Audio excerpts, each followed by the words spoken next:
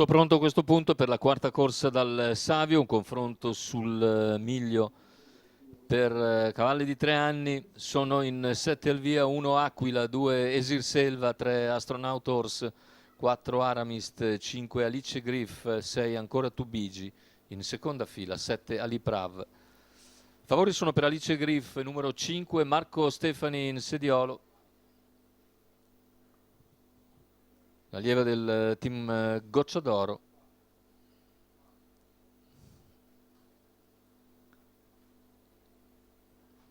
Nettamente la più appoggiata. Vediamo le fasi di lancio.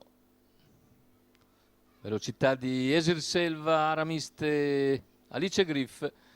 Lottano Aramist e Alice Griff. Aramist conquista la testa su Esir Selva, si impegna Alice Griff al suo esterno e attacca sulla curva. Aramist conserva il vantaggio e si accoda in seconda posizione dopo 200 metri esatti in 13,7 Alice Griff. Terza posizione per Esir Selva, poi il resto del gruppo tutti in fila indiana con la risalita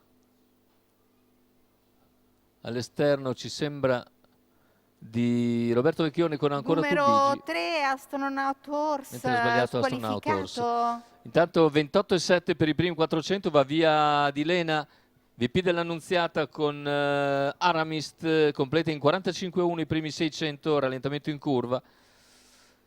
Ne approfitta per risalire ancora Tubigi, mentre Alice Griff si appresta ad anticipare la progressione dell'avversario e sposta nuovamente su Aramist. Dopo un giro in 1 minuto appena abbondante, al largo anche Aliprav, mentre Aquila segue in coda in corda. Ora Alice Griff va all'attacco di Aramist, a contatto segue Esir Selva, poi ancora Tubigi, 1,15,1 il passaggio al chilometro.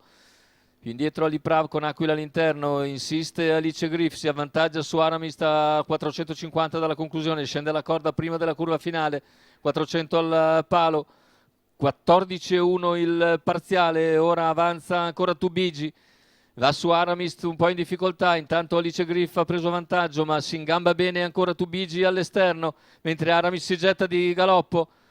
Completamento della piegata, ingresso in addirittura d'arrivo, in vantaggio netto Alice Griff su ancora Tubigi, finale con Alice Griff che nel finale vince come vuole, secondo posto per ancora Tubigi, mentre per il terzo all'interno il numero 2 Esir Selva, che ha ragione degli avversari, 1,14,3 con 29,8 a chiudere dopo un 29,1 di penultimo quarto.